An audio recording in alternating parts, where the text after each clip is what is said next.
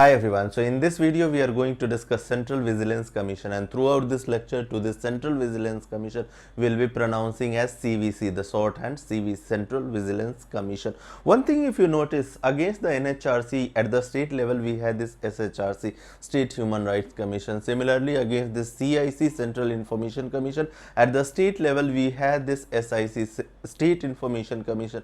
But as far as the CVC is concerned, Central Vigilance Commission, and the Act, that is CVC Act 2003, that provided statutory status to the Central Vigilance Commission, has not envisioned any structure at the state level, any such parallel structure at the state level. Although at state level as well they do have vigilance department in every ministry, in every department they do have vigilance department, but as far as parliamentary statute that has provided statutory status to the Central Vigilance Commission did not envision creation. If I talk about State Information Commission, if I talk about the State Human Rights Commission, so the act that has created National Human Rights Commission, or the act that had created Central Information Commission, means at the central level, same act had envisioned similar structure to be created at the state level. So that information or that notice, I guess you should have, that Central Vigilance Commission, or the act, the parliamentary act that provided a statutory status to the Central Vigilance Commission, did not envision creation of any such parallel body at the state level. So I hope you will have clarity on this point. Now we are moving to the next slide without wasting time, and let us discuss that what is going to be the scope of this particular video. So first of all, as usual, we will be discussing that what is this CVC, Central Vigilance Commission, and why this body has been created, what is the importance or what is the significance of this body, Central Vigilance Commission. Then we will be discussing composition, eligibility criteria, recommendation panel, qualification, disqualification, what are the methods, what is the composition of this recommendation panel that is going to recommend to the President for the appointment of Central Vigilance Commissioner, Chief Vigilance Commissioner, and to other commissioners. Thereafter we will be discussing what is the jurisdiction of and what are the statute that gives, that imparts certain kind of jurisdiction over this Central Vigilance Commission, right? Then we will be discussing what are the areas in which it does function, and thereafter how does it actually work, how does, as soon it receives a complaint, what is the mechanism or what are the structure that it that keeps this CVC kicking. Thereafter, in the fourth leg of the video, there are 3 MCQ that is appended, and I expect you to attempt. So with this, we are wrapping up the scope of this video and entering directly into the next slide to discuss what and why aspect of this CVC. What is this CVC and why CVC has been created. But before discussing, see, you have this Central Vigilance, the Commission, CVC stands for Central Vigilance Commission. Now before discussing this, what is CVC and why CVC, let us understand the dictionary meaning of this CVC. So CVC, central, you already have understood. As far as this V is concerned, this V word is going to describe the meaning of or the what aspect of CVC. So V stands for vigilant, right, or vigilance, you can say. Vigilance. Now what is the dictionary meaning of vigilant? So you might have heard this vigilance, and you might be reading this word, be vigilant, right? So parents can be vigilant for their children, army unit can be vigilant against their enemies. So be vigilant means be watchful towards any incident, towards anything. So this body, that is Central Vigilance Commission, that is going to be vigilant towards certain activities, certain corrupt activities that central public. So here the key word is that certain corrupt activities of the central public officials, not the state public officials. So that is something, because this is Central Vigilance Commission, so this is going to take care the corrupt activities of, or a possible corrupt activities of central government employees, then PSUs, which are under the jurisdiction of central government, right? There are other bodies as well that we will be discussing, that which all bodies this CVC does have jurisdiction, but right now we are driving just a basic idea or the basic role of this CVC, that is Central Vigilance Commission. So the basic job of this Central Vigilance Commission is to keep a watchful eye over possible corrupt activities of central public officials. So I hope that point you will have clarity on. So this body is going to be a apex integrity institution that will maintain probity, that will maintain integrity into the governance, right? The commission is mandated to fight corruption and to ensure integrity in public life. Now, what it is going to do, if it has to fight corruption in public life and maintain integrity into the public administration, so there are two kinds of steps that it can take. First is preventive steps, right? Some preventive measures it can take, some preventive, and as far as see, this body is just an advisory body, whatever means, when I am saying it can take certain preventive measure, it is not going to design any law, it is not going to design any regulation, it is just an advisory body. If there is any activity or at the mass level that is reported, it will just issue certain set of guidelines, and that guidelines will be forwarded to the central government. Now it is completely up to the central government whether they want to convert that guideline into the law or not, right?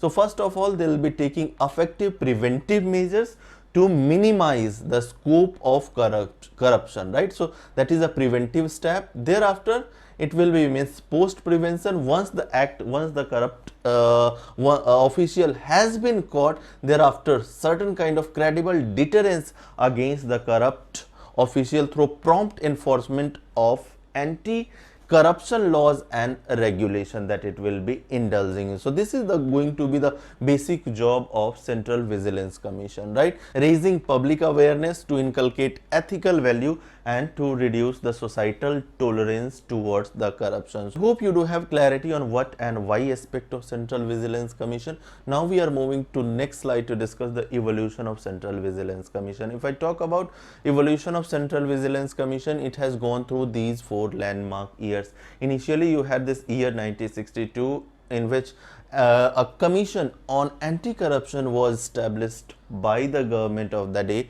and that commission was being headed by this person named K. Sanathanam. And because of this person's strong credential, that later on, although the name of the commission was Commission on Anti-Corruption, and it was to suggest government to take measures to reduce corruption in the public administration, but ultimately because this person's profile was so strong that this commission later on came to be known as his own name, that is K. Sanathanam Commission. Now you will notice that because of his recommendation to reduce corruption into the public life, right? So it envisioned or it suggested creation of two bodies, that is CBI and CVC. So in CBI lecture as well, or in CBI chapter as well, you will hear the name of this person, that is K. Sanathanam Committee, because ultimately on the recommendation of this committee or on the recommendation of this chairman of this committee, that you will notice that two bodies will be created. First CBI will be created in 1963, and then CVC into the next year, that is 1964, right? So you have this next year 1964, although CBI here I have put up in 1964 itself, but CBI, mind you, was created 1 year earlier to this CVC, and in 1963. So that point you'll need to be vigilant about, right? So you have this year 1964 where you have creation of the CBI, CVC, again a same pointer that CBI had been created in 1963 itself. So CBI and CVC was created on this committee's recommendation by a executive resolution. So the key word is that this body initially, that is CVC, right now we are concentrating on. So this body, that is Central Vigilance Commission, that was created right now on the recommendation of K. Sanathanam Committee into the year 1964. So right now we do have extended statutory status to this Central Vigilance Commission, but initially when it had been created back in 1964, it was created by the executive resolution. And by now you will have an understanding on that if a body is, or if authority is being created by an executive resolution, what is the importance. So that body will not be called a statutory body. What that body will be called as? That body will be called as executive body itself. And what is the significance of this of executive body? So see, executive body can be created by executive itself, a simple notification, executive notification, and similar thing is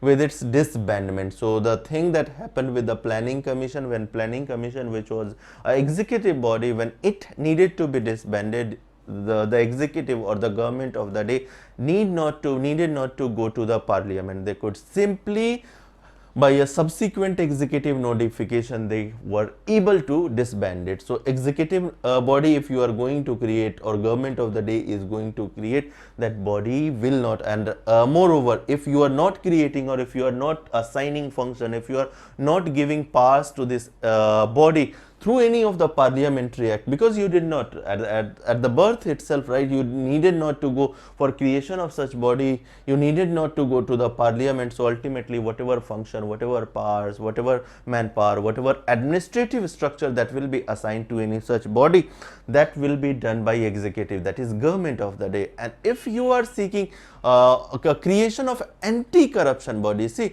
yes, we should always trust the government, but ultimately you would have noticed, I mean, it is often alleged, because on camera it is not possible to allege somebody without the proof. So in newspaper you would have read that it is often alleged that a particular minister or particular minister's OSD has been involved into corruption, right? You had recently certain incident in Kerala where people in the CMO, administrative staff of CMO, had been indulging into this gold smuggling from UAE, I guess, right? So there have been allegations, and when executive body would body of such importance, that is Central Vigilance Commission, whose job was to take care or to take measure onto this anti-corruption, is being created, and if that body is being controlled primarily or totally by this executive itself, this body cannot be trusted, right? So executive resolution by which it was created in 1964, you will notice that in 1991 you are going to see a new case into the Supreme Court, and that case famously will be known by Vinit Narayan case 1998, in which Supreme Court will reprimand the government and will ask to empower Central Vigilance Commission and to give it some kind of teeth. And into following that suggestion into the 1998, you will notice that in 1999 government will bring a bill into or rather ordinance. In 1999 you will notice that government first will bring ordinance to empower or to give statutory status to the Central Vigilance Commission, and it is going to provide some amount of teeth.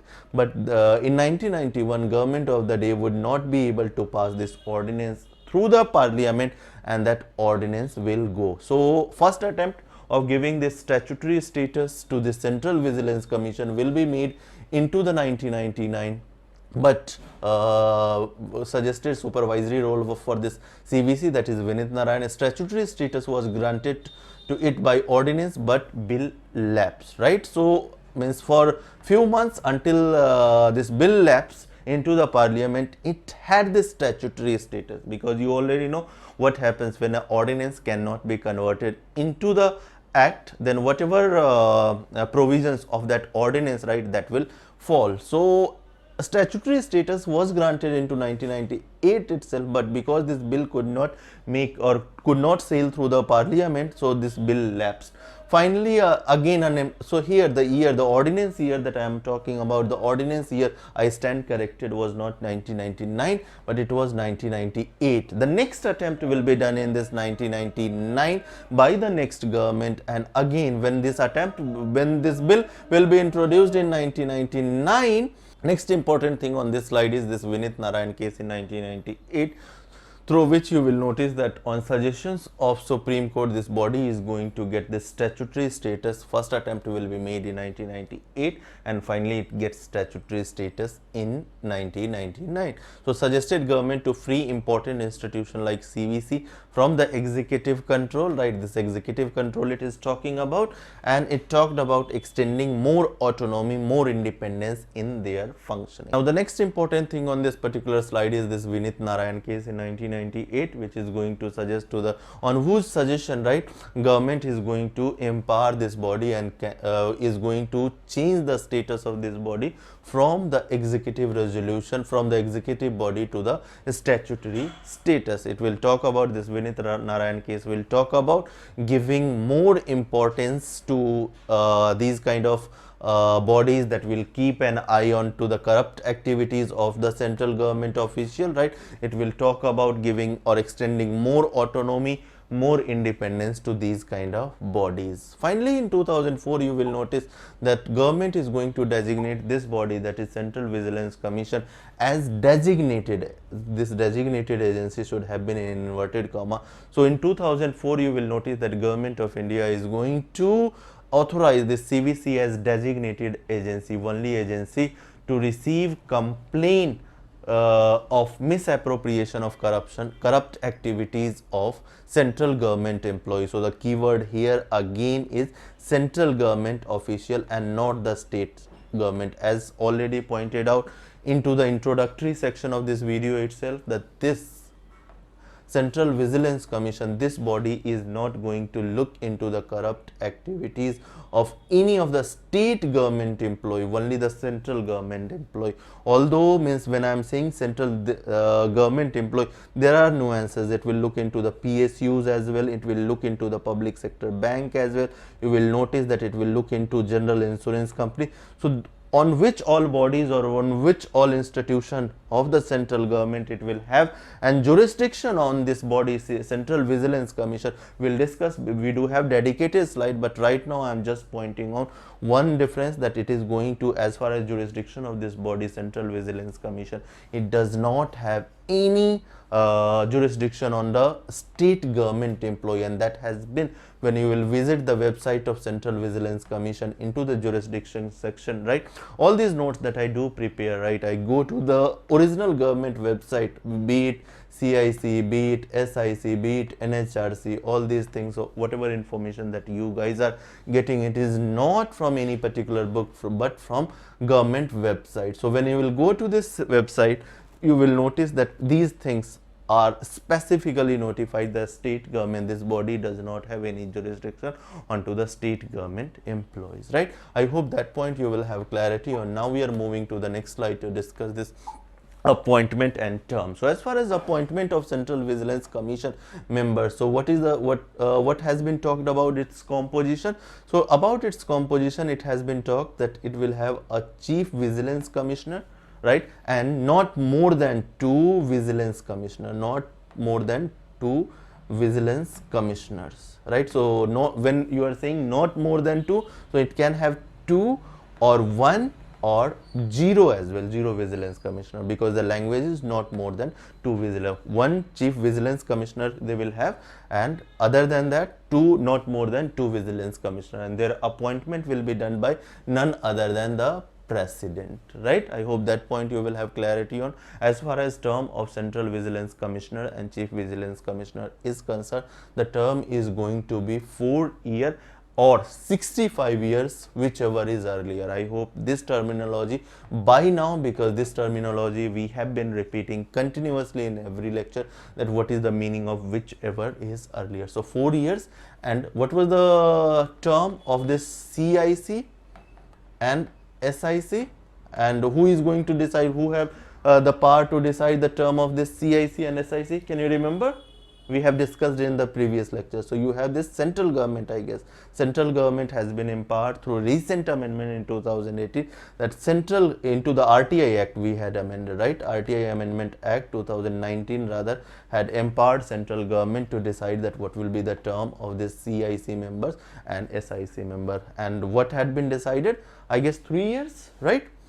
So that was information, and that is how you need to boggle whenever you are discussing the removal method of anybody. Go back to the other removal methods, compare it to the, so that's called comparative study, right? So comparative, wherever there is chances that you might intermix or you might mix, right? So on those points you keep boggling your mind and keep doing that comparative study. So term of CVC is 4 years or 65 years, whichever is earlier, and they are not eligible for the reappointment under any state government and or government of India. There were certain nuances as far as CIC's reappointment, although generally CIC and SIC members are not reappointed, but there were again certain nuances regarding their reappointment that we had discussed into the previous video, right? As far as what was the reappointment status as far as NHRC and SHRC, what about their members? Could they be reappointed? I don't know. You will need to go back to that lecture, right? So I'm with this information, I'm moving to the next slide, and the composition that I already talked about. So here you do have this image that has been taken from this annual report that is published by Central Vigilance Commission, and that is submitted to the president. So this is a snapshot. So you have this one chief vigilance commissioner and two, not more than two. Right now the composition is like one vigilance commissioner, chief vigilance commissioner, and two vigilance commissioner, right? This number 2 can be 1 as well, it can be 0 as well. So that information you need to have. As far as their appointment is concerned, we already have discussed that these people are appointed by the president. But when I am saying they are appointed by the president, it is not that the council of ministers will simply sit one day and they will be deciding that these two people or this person or any damn person is going to be Central Vigilance Commissioner. No, it does not work. You do have from the NHRC, from the CIC, we have been reading that these guys are being appointed on the recommendation of a panel. Now which all people is going to be on that panel, will notice. So on that panel you will notice that Prime Minister of all the panels, be it NHRC, be it Central Information Commission, be it State Information Commission or SHRC that we have discussed so far. So on those panels, the Prime Minister has been invariably the chairperson of those panels. And as far as this membership, right, so the membership has differed from body to body. So in NHRC, if you could remember, right, you had this wide body, right, you had this 5 members and 1 member here, Prime Minister as chairman. But here the body is going to be very small, and you will have this Union Home Minister and Lok Sabha leader of opposition from the Lok Sabha. Now here again you do have a star. So star is because in NHRC option there was no star when we were discussing about leader of opposition. So in that case, if leader of opposition was absent, or if to the current Lok Sabha, if I talk about, or the previous Lok Sabha, if I talk about, so in previous Lok Sabha you did not have any leader of opposition. So in that case, that seat was vacated and that person will not be represented in that panel. But here in absence, if any party has not been granted the leader of opposition status, then in that case you will notice that the leader of largest party, so right now you have this Congress which does have 54 members into the Lok Sabha. So by rule they cannot be granted leader of opposition status, right? Their leader cannot be leader of opposition. So in that case, one of their chosen leader will be represented on this panel. So I hope that point you will have clarity again on the panels. As far as CVC and other commissioners of CVC shall be appointed by the president, we already have discussed by warrant under his hand and seal. This point as well, what is the meaning of by warrant under his hand and seal, and this point discusses about the panel, right? Now let us move to the next slide and let us start discussing the salary and the service condition of Central Vigilance Commissioner and 2 other vigilance commissioners. So if I talk about the salary and the service condition, the salary and the service condition of Central Vigilance Commissioner is going to be at par with the UPSC chairman, right? And as far as salary and the service condition of other 2 commissioners are going to be concerned, right, it is going to be on par with the UPSC chairman. So their salary and the service condition is linked with the salary and the service condition of the UPSC chairman and the UPSC member. So as and when the service condition and salaries of UPSC chairman and UPSC member is going to be changed, right, automatically you will see there will be change to the salary and the service condition and the salary and the service condition of UPSC members and UPSC chairman is very much protected. So you need not to worry about, and it is these kind of factors that you will notice that these kind of factor is going to ensure that these kind of bodies continue functioning into the independent manner, right? It is these kind of things, salary and the service condition, the report that they do submit, whether they are submitting their report to the parliament or president. So these kind of terminologies or these kind of point you will notice will decide that how autonomous, in what autonomous manner, to what degree of autonomy these bodies will have. So that point I hope you will have clarity on the salary allowances and the other condition of service of Central Vigilance Commission are similar to those of the chairman of the UPSC, and those of the Vigilance Commissioner are similar to those of the members of the UPSC, but they cannot be varied to their disadvantage after once they have been appointed. So X amount, then X amount they will keep continue getting.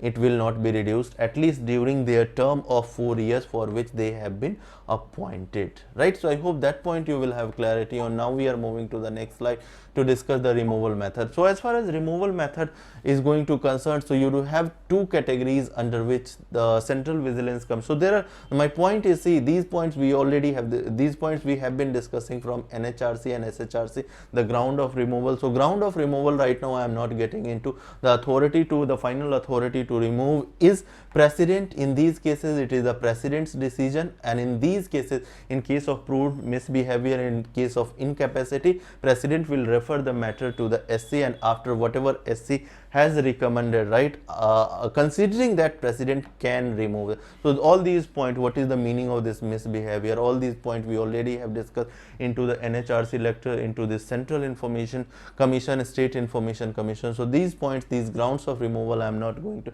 The only thing I am going to discuss new one additional information that I have not discussed into the NHRC and SHRC. See, whenever you see any kind of body, whether it has been created by the constitution or it has been created by any act of the parliament, if into that act or if into the constitution there are well laid down procedure of removal, so if there is any question regarding that particular body designed into the prelim and it says that that person or that authority or that body relies into the mercy of the president's pleasure, then that option would be incorrect. Because see here, the Central Vigilance Commissioner, although the president is taking the final decision, but there are well laid down procedure, right? The pleasure of president or pleasure of governor doctrine, you would have heard this, pleasure of governor, pleasure of president.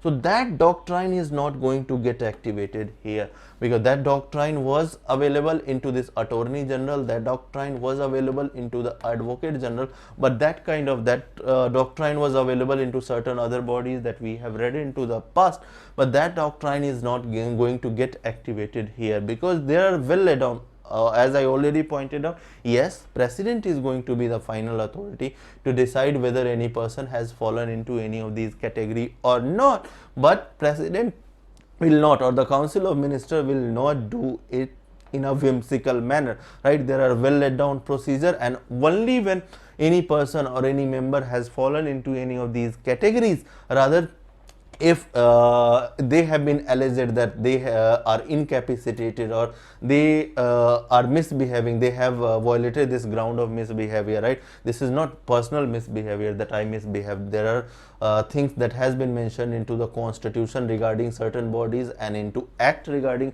that what constitute misbehavior, right? So that point has already been defined. Sorry.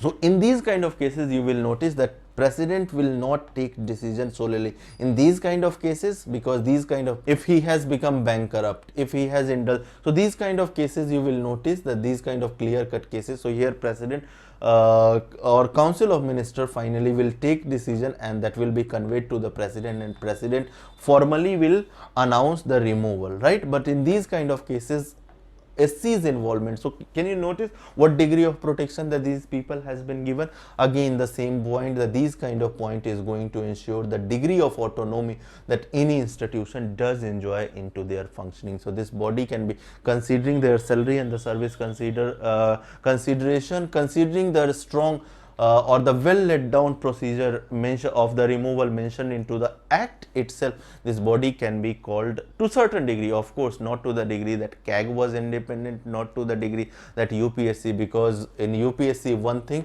that you will notice, as far as salary was concerned, salary or the allowances of their offices was concerned, that was charged expenditure, but this body, and moreover that body was constitutional body. This is just going to be a statutory body. So we already have seen when we were comparing into the election commission lecture, this what is this statutory, what is this constitutional, and what is the executive body. So the significance of having the constitutional status to any body we already have seen. So of course we cannot compare this body with the CAG or UPSC, but at least considering these kind of strong removal method, considering that at least their salary is linked, because as far as again salary is concerned, although it is not not clearly stated that their salary is going to be charged on to this what you call consolidated fund of India, but at the end of day, because their salaries and the service condition is linked to a body, that is UPSC, whose salary is going to be charged, right? So you can see that yes, this to some degree at least this body is going to function in an independent manner. So if there is any question into the prelims and that says whether this body is independent from the executive clutches or not, because appointment, one more point, appointment method, if as well, if you notice, it is not the Council of Ministers solely that is going to decide that who is going to be appointed on this panel or not, right? You do have involvement of Lok Sabha, a leader of opposition from the Lok Sabha as well, although into the again this point has not been mentioned into this slide, so listen this carefully. As far as this appointment, the panel that we were discussing about this appointment, so here you do have this panel. Now how decisions will be taken?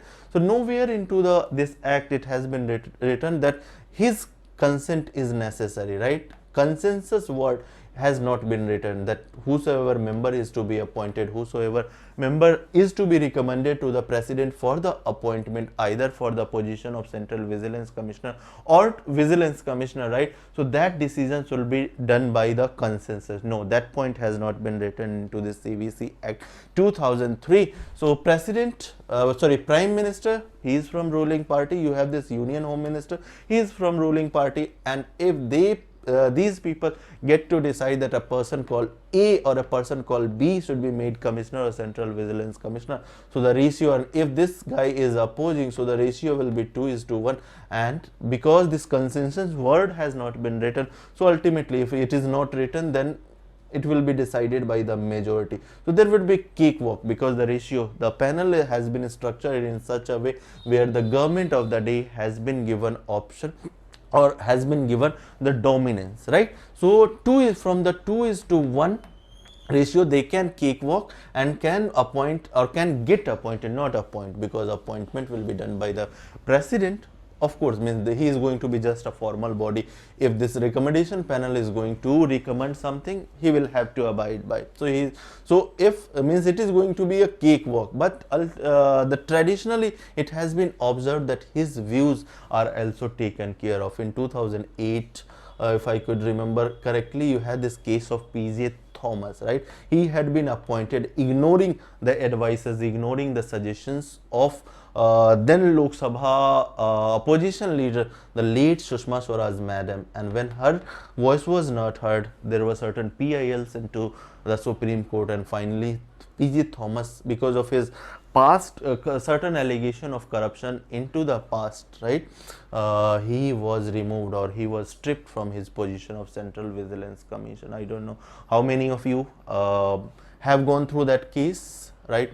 Because that case was of 2008, although that was not so much important, but generally it is expected that this person's voice will also be heard of. In recent appointment, you will notice, not most recent, but the recent appointment in last 6 or 7 years, I'm talking about, at one or two occasions, the Lok Sabha leader of opposition, right? Although again I am pointing out the leader of opposition post has not been extended to any party, but the person, because the definition of leader of opposition here in this panel is going to be totally different. So Malika Arjun Khadge, right, he happens to be leader of legislative party, leader of the Congress into the Lok Sabha, so he did not participated because he had certain objections. So traditionally it is expected, but ultimately entirely depend on the government of the day how they want to behave, whether they want to take all the parties together or they want to just have their say. So that was about regarding this panel. Now let us move to what all the points that we have discussed. So we were onto this removal method, and through this removal method we were just trying to trace that how independent that body was, considering the appointment method, considering the salary and the allowances method, and then we had considered that through this strong removal method that has been well laid down into the act itself, how does this strong removal method as well ensure or helps in ensuring the maintaining the independent functioning of this body, right? So such authorities whose removal method is well laid down. So this point is very important, and this can be helpful in attempting any of your prelim questions. questions, right? So well laid down, either into the constitution or any act, pleasure of president or pleasure of governor doctrine, right? So here it should have been in inverted commas, right? So pleasure of president doctrine in such cases where removal method has been mentioned into the constitution or any act, right? So that principle does not exist in such kind of cases. So I hope the removal method as well you will have clarity on. Now we are moving to the next slide. As far as statute or the acts which imparts this body or which defines actually that which all bodies, which all organization, which all authorities this CVC, Central Vigilance Commission, is going to have jurisdiction on, right? So these are three acts through which the jurisdiction of this CVC has been defined.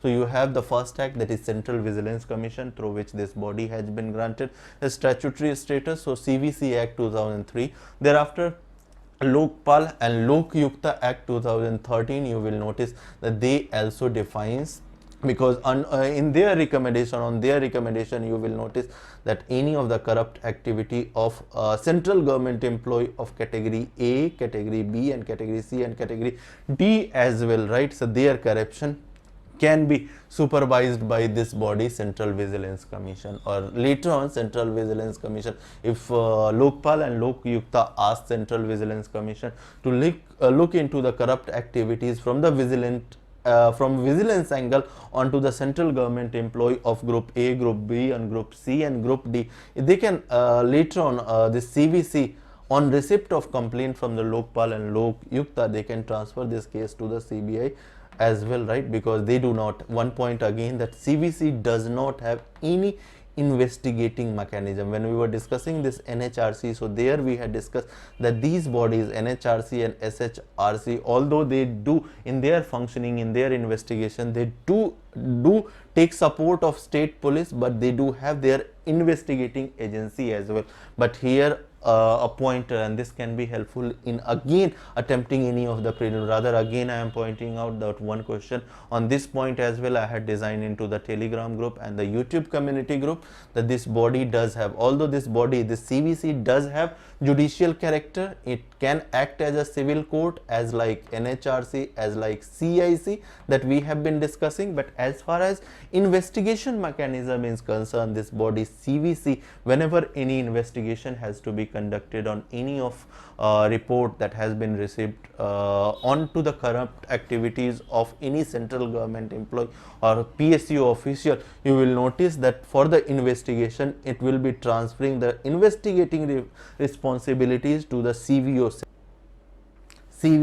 that is Chief Vigilance Officers, that you do have. You will find this Chief Vigilance Officer in every ministry, in every department, right?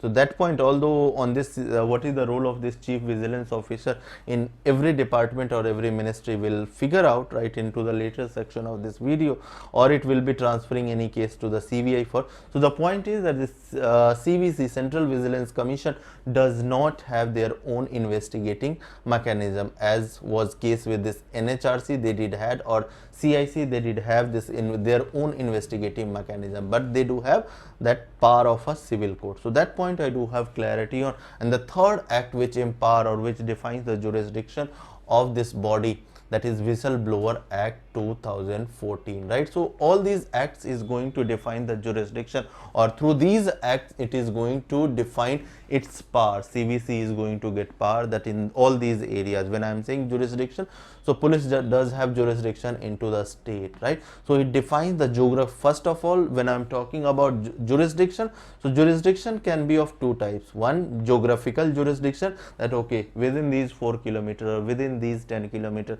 or within the state or within whole country you do have jurisdiction. And the other kind of jurisdiction is over the people. So what kind of organization or what kind of people or what kind of bodies that you will have jurisdiction on. So these three acts primarily decides the jurisdiction of this body called Central Vigilance Commission. So I hope you do have clarity on the statutes which imparts or which gives jurisdiction to this body, that is Central Vigilance Commission. Let us move to the next slide and let us start discussing the bodies, actual bodies over which this Central Vigilance Commission. So this slide defined that which all act impart this body or which act defined the jurisdiction of Central Vigilance Commission. On this, the next slide, we are going to discuss which all bodies that will have jurisdiction, or the CVC will have jurisdiction on. So before getting into this textual format, because this might be sound boring, so this is the image that I have appended, and through this image you can remember easily. So what is this SBI? When I have taken the logo of this SBI, you need not to consider that only SBI will come under its jurisdiction. No, through the SBI I am referring to this PSB, public sector bank. So all the public sector bank employees. Now again, here is a mistake. As soon I am using this word all the public sector employees, it will be wrong. Not all the public sector employees, or CVC will not have jurisdiction on all the public sector public sector banks. So you have these banks like PNB, you have these banks like SBI. So not all the employees of these public sector bank, rather employees above a certain degree, above a certain scale, right? There are certain scale that has been mentioned, E8 and E7. So right now we are not getting into the details that what will be the, so the people who have relation with the banking, they would be knowing the scale thing, right, into the public sector bank. So again, I am pointing out that in statement, if all the public sector all the employees of the public sector bank comes under the jurisdiction of Central Vigilance Commission, so that statement will be wrong. So from the SBI, the public sector bank employees, and not the all employees, right, but few employees above a certain degree, above a certain level. So the first point. Then you have these PSUs, various PSUs like GAIL, BAIL, right? So those kind of ONGC. So those guys, again, not the all employee, but the employee above a certain level. So here this ONGC is what? PSU. So I am referring here not only to the ONGC but to all the PSUs and under the control of central government, but not all employees of these PSU. So PSU, then you have these RBI, employees of this RBI, NABARD and SIDBI. So they are also under the jurisdiction of Central Vigilance Commission, and thereafter you have these LIC, and then you do have IAS, you people. So when I am saying IAS, it is not only IAS but all India Services member.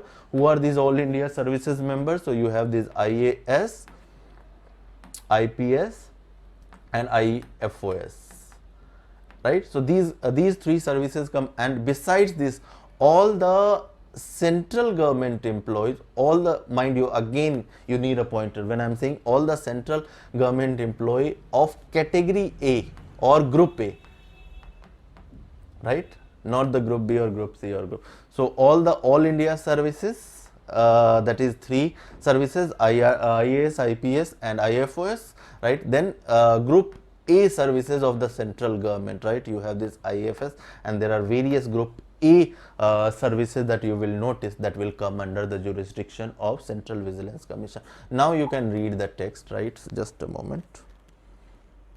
Now you can read all these texts, right?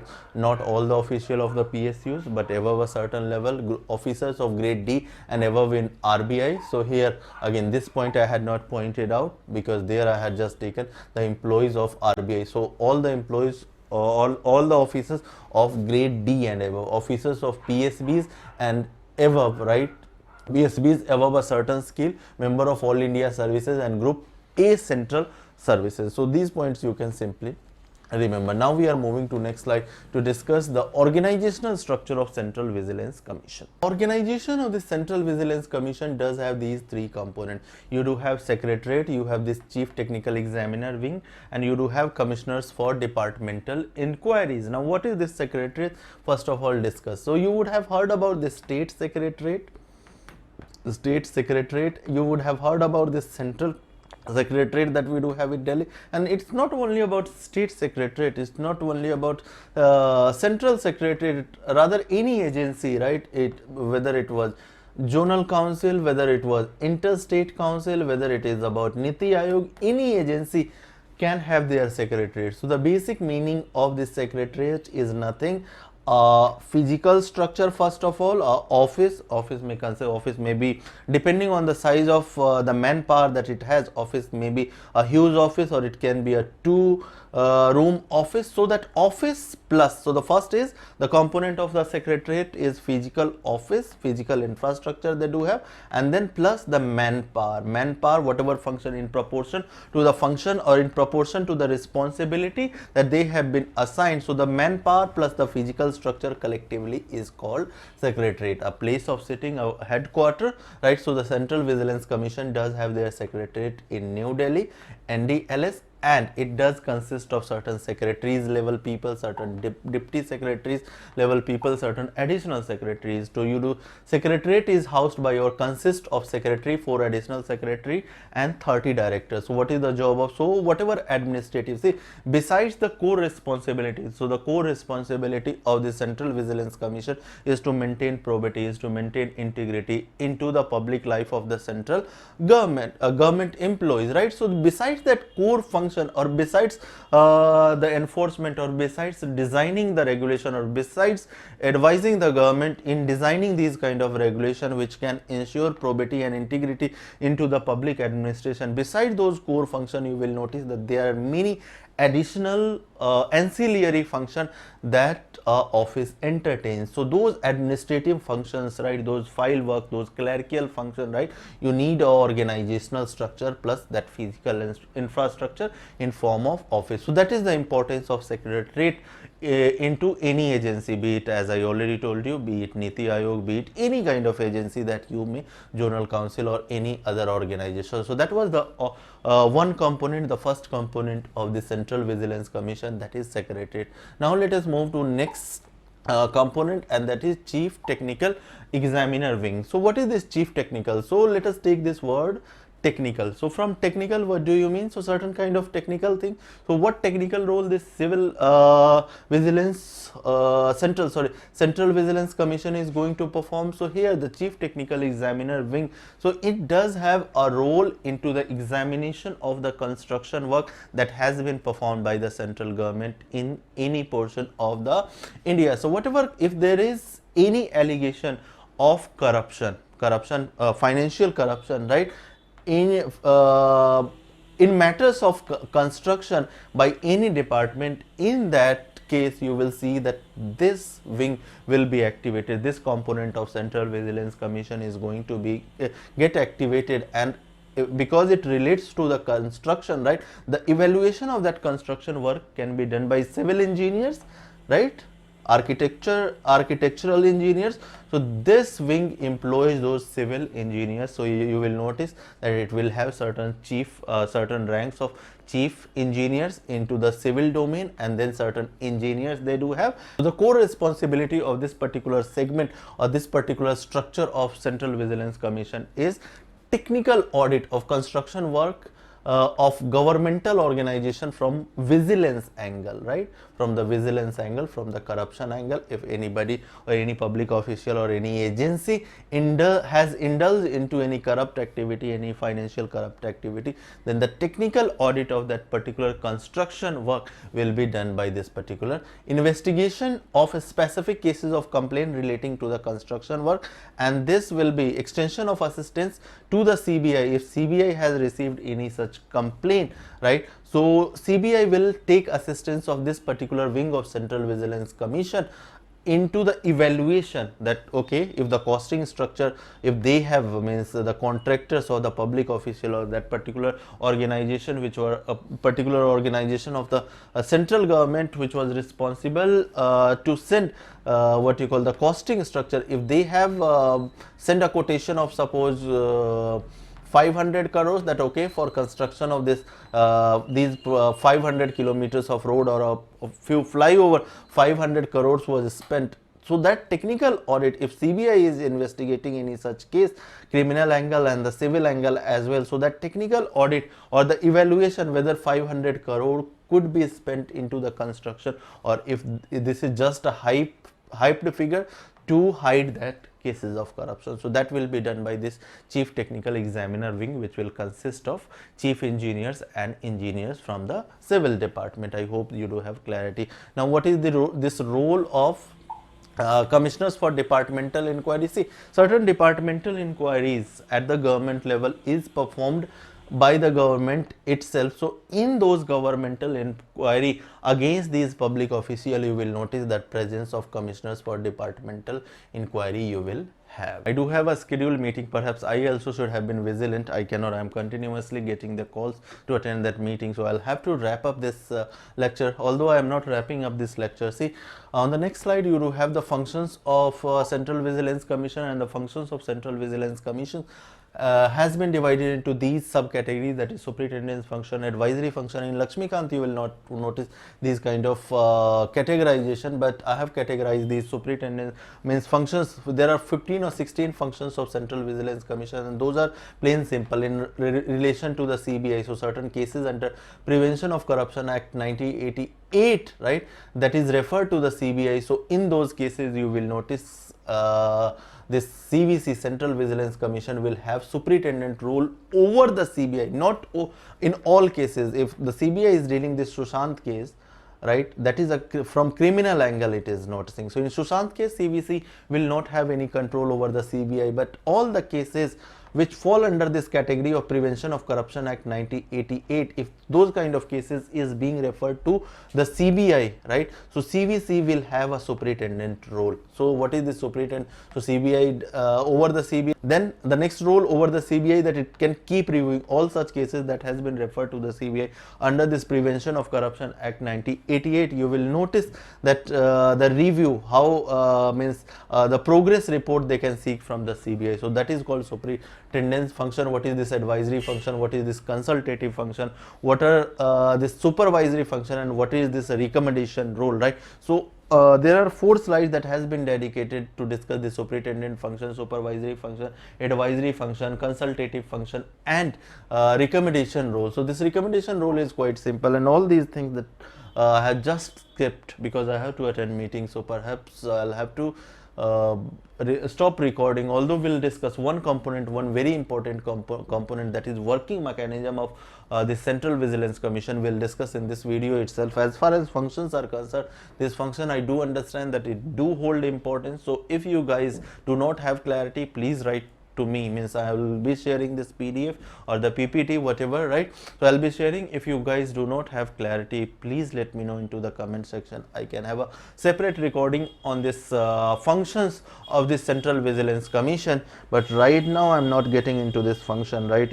What is this recommendation? So this recommendation role or the recommendatory function of this Central Vigilance Commission is important. Let me cover it. So as far as recommendation function of Central Vigilance Commission is concerned, this is going to be little important than the other advisory function or consultative function. So let me discuss this recommendation function. So let us discuss this. So see, into the appointment of CBI, certain post into the CBI, and into the appointment of certain post, not all the post of the CBI and enforcement directorate, you will notice the presence of these people, right? So these people, these posts, I'll discuss this. So these posts into the ED and CBI are appointed, or the officials to these posts are appointed on the recommendation of a committee, and that committee will consist of all the members of Central Vigilance Commission. When I am saying all the members, so right now you do have this Central Vigilance Commissioner, CVC we can refer, Central Vigilance Commissioner, and 2 members. Although on that committee that will be recommending appointment of these people on these posts, right,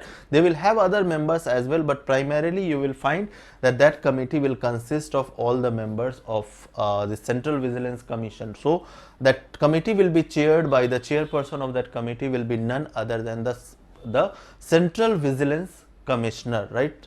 And the other 2 members that we do have on the CV Central Vigilance Commission, you will find their presence as well on those committee. There will be other members as well in that particular committee, but that committee will be dominated by the members of Central Vigilance Commission. The other members in relation to the CBI, it could be members from DOPT and the Ministry of Home Affairs. You will find there can be other members as well if the central government wants. So the point is that when director of prosecution, again see, CBI does have these many kind of directors. CBI director who will be the head, you may have additional director, you may have a special director, right? So I'm not talking about the special appointment of special director. I'm not talking about appointment of additional director or director as such, but director of prosecution I'm talking about. So when director of prosecution will be appointed, you will find the committee will consist of members from Central Vigilance Commission. And other than that, between the director and SP, so all the ranks above the SP except the director, all those appointment again will happen on the recommendation of this committee consisting of members of Central Vigilance Commission. I hope you do have clarity in relation to the CBI. As far as ED is concerned, so enforcement director, right, here CBI, I was not talking about the CBI director's appointment, but here the director of enforcement directorate will be appointed again on the recommendation of the same committee that will be consisting of members of Central Vigilance Commission, commission, and all the ranks above the deputy director will be again appointed by the committee consisting of the members of Central CVC, right? But at this time, when any other person above the level of deputy director will be appointed along with these members of CVC, the opinion of ED director will also taken into account, right? So the two things that you need to remember, that they do have role. The CVC does have role into the appointment of CBI personals and ED personnel. Now, what all personnel has already been explained. Director of prosecution, not the CBI director, and all the ranks above SP, right, except director in relation to the ED. So here director of ED, enforcement director will directorate will be appointed by the committee consisting of all the members of this CVC, and the other ranks above the deputy director in ED will be appointed by the recommendation on the recommendation of this committee consisting of CVC. But at this time, when other members other than the directors will be appointed, right, so the ED's director opinion will also taken into account. So this was about the functions of this Central Vigilance Commission. I know that I have cut it short. I should have discussed all these things in detail, but I'll expect you to read this. If you cannot, then let me know, right? I can have a separate recording on this video itself. Now we are moving to the next slide to discuss the working mechanism of Central Vigilance Commission. So see, as far as working mechanism of Central Vigilance Commission is concerned, so this is something that that is from my notes. So see, as far as a complaint is a complaint regarding any central government official or any PSU official or any PSB official, so which all official or which all institution this body does have jurisdiction, we already have discussed when we were discussing the jurisdiction of this Central Vigilance Commissioner. So if you do have, if any of the public member of if any personnel, any government personnel who is working in the same department or who is working into, if he or she does have any kind of information regarding misappropriation of fund or regarding any corrupt activity or any possible corrupt activity that any government, central government official has indulged into, then there are two ways through which or two mechanism which he can follow. So he can either directly forward that complaint with relevant information to the CVC, or he can direct that information to the CVOs. So these CVOs are nothing. You do have this chief.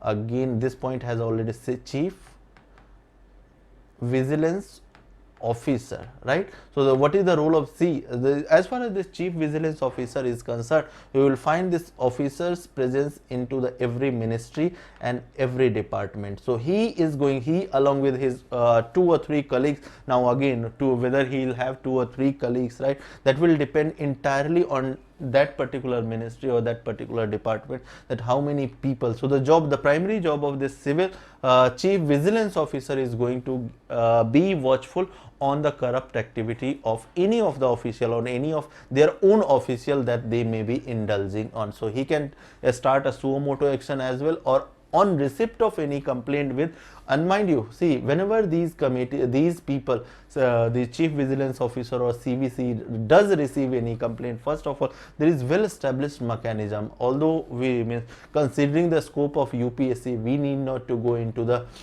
details, but there is well established procedure. So it can't be that any person like me, if we do have to score any personal vendetta, we can simply forward the complaint. No, we means they will be looking, first of all, there will be a preliminary inquiry, and even before initiating that preliminary inquiry, you will notice that they'll go through the facts, whether you have provided some relevant information when you are leveling allegation against a particular official. So if you have worked into the government, or if you have experienced any of your relative, you can have the experience of that person. Even to score when you are not getting the transfer, there might be cases, or you are continuously requesting your boss regarding the transfer, that I want to get transfer in that particular city or that, and if they are not transferring, then to settle the personal vendetta, or he can, or any person can do this kind of activities, these kind of complaint to the CVC against their colleague as well, just to score the personal vendetta. So there is well established procedure that will not get into.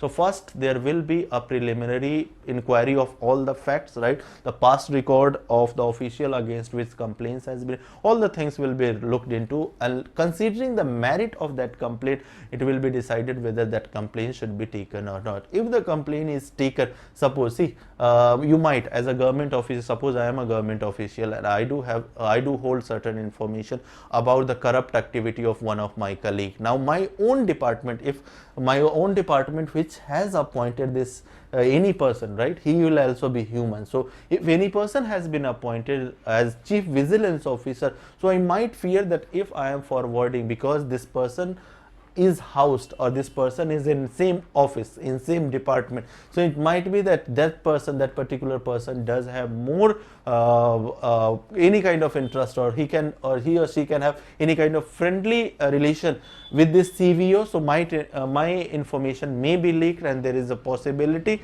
that this person, or there may be possibility that this person may collude with that particular person. So considering the fear that this person may collude with your colleague, right, you would like to not forward your complaint to the CVO, and you can directly, so you do have both the option, you can go to the CVO, or you can forward the complaint to the CVO, or you can directly go to this statutory body, that is that Central Vigilance Commissioner. Now, as I already told you, that there is no mechanism available at the disposal of the Central Vigilance Commissioner, right, to investigate. They do not have any investigative mechanism, although they do have this civil court's power, and what things that it can do under this civil court's power, we'll see.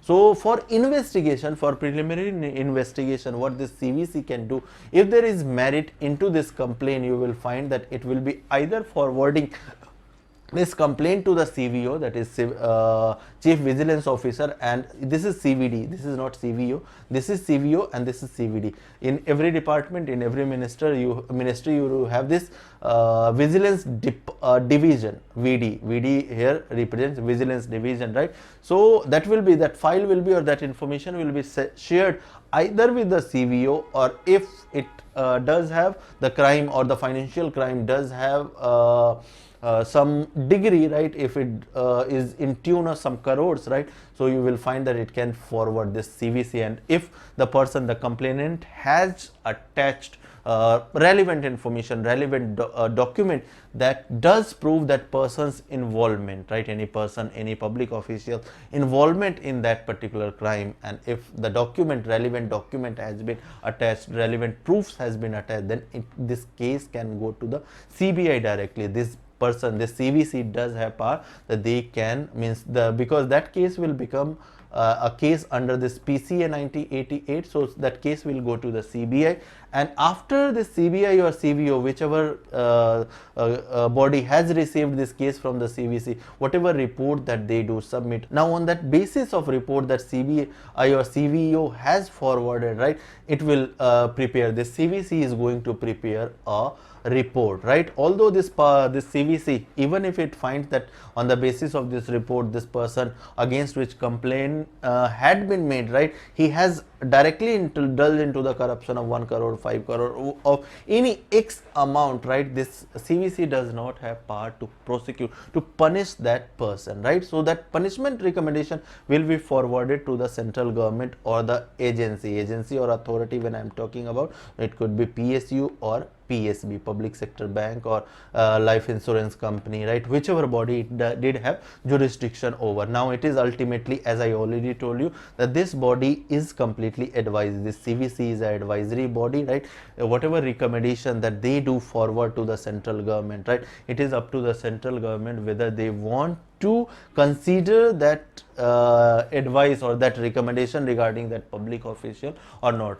Generally it does happen, most of the recommendation of the CVC, because CVC, whatever report that CVC does send, right, that is well established onto the facts, and you cannot, as a government or as an institution, public sector bank, if the report has been forwarded by the CVC, right, you cannot ignore. If you want to, means as a central government agency, or as a central government, or as a representative of public sector bank, as a competent authority of the public sector bank who has to take decision, if you are going to ignore the suggestion of the CVC, you will have to convey this decision to the CVC, Central Vigilance Commission, into that writing. Now how the CVC report is going to ensure the accountability of the central government or the accountability of the competent authority which was responsible to ensure that the punishment is meted out to the person against which complaint had been received. So how the CVC report is going to ensure,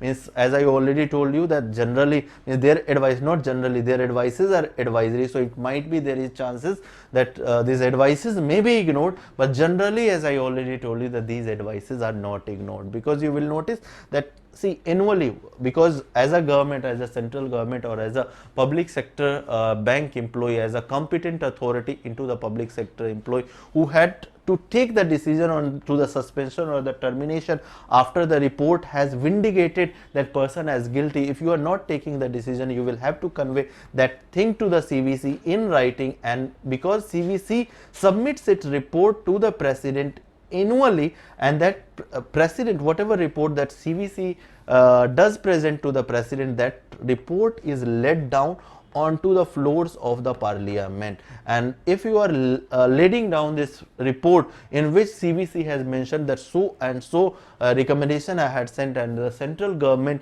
ignore, or public sector bank competent authority did not suspend that particular official, bank official, which was indulged into corruption, you will see huge hue and cry into the parliament, huge uproar by the opposition member. And it is this particular mechanism, that annual report that is submitted by the CVC to the president and eventually that is laid down on the floors of the parliament, you will notice that CVC advices are generally not ignored, unless of course there is some bona fide reason, unless of course there is some compelling, of course there can be no explanation for not suspending any corrupt official, but there may be a chances, as happened into the coal scam case, where whatever risk that coal secretary had taken, right, the decision had been taken at the political level, and certain risk that had been taken by the coal secretary, and those the basis, the premise, I am not getting into the details, the reasoning I am just extending you.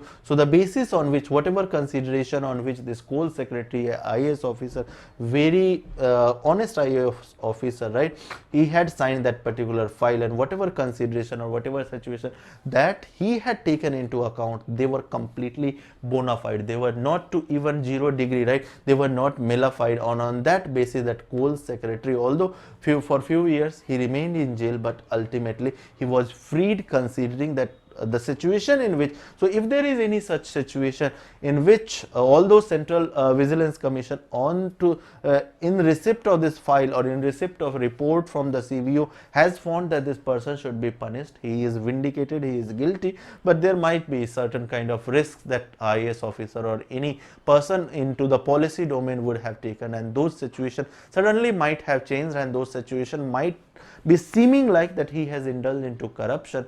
But at times these kind of things you will understand, you will get into secretariat when you will get into the policy making.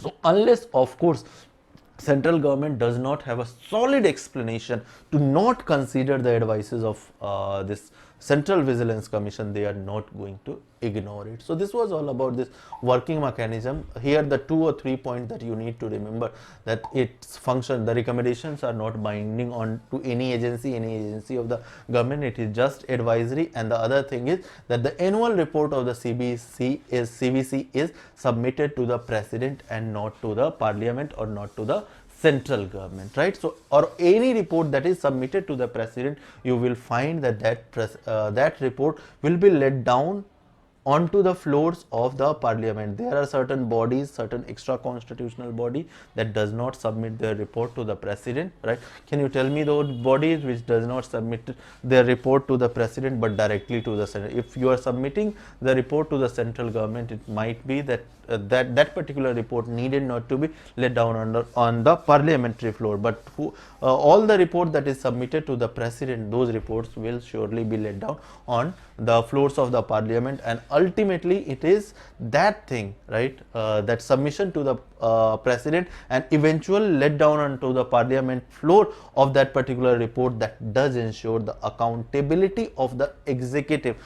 And it is because of all these reasons, the way that the CVC is appointed, their security of term, right, the well laid down procedure of removal, right, and it is this accountability mechanism that does ensure that this body, these kind of body, although there is these reasons, through these reasons you can prove that this body is independent, but there is another aspect as well that I can prove, right, that this body is not independent, completely independent from the clutches of the executive. But let this thing be remain pending, right? We'll be discussing, might be if there is demand, right, we can discuss all the polity from the means angle as well. There are certain chapter from which questions from means can be asked. So if there is wide demand after the prelims, we can have a separate course on to the means as well, where we can take all the topic of the polity, right, and we can discuss those things. So with this, we are wrapping up this lecture with these miscellaneous information. So this miscellaneous information, already we have discussed that annual report of the to the president, it does submit, who causes it to let down onto the houses of parliament. It does not have any power to punish any erring official. It is just an advisory body, right? Even if he or she has outrightly indulged into any corrupt activity, it will simply send the recommendation to the competent authority, right, into the government, into the public sector bank, into the PSU. Now it ultimately depends on that PSU competent authority, the competent authority into the public sector bank or the central government, what decision that they are going to take on the corrupt activity. So with this, we are wrapping up this lecture with these 3 MCQ, the first MCQ, second MCQ and the third MCQ. So these are the 3 MCQ that I expect you to attempt. So the next chapter is going to be on CBI, and that chapter is going to be very important, considering in past you had this controversy over this director, special director, and the recent wide media coverage of the CBI's role, right, and the controversy because CBI had gone to carve out its role. The CBI had to go into the Supreme Court as well, right, because Maharashtra had refused its jurisdiction because they had not recommended it is the Bihar police, right, and you are coming to the Maharashtra for the investigation. So it was our role, right, we should have recommended to you to come into the picture. So it is all because of all these recent incidents. The CBI is going to be important chapter, right? So the next lecture is going to be on CBI. Till then, bye bye.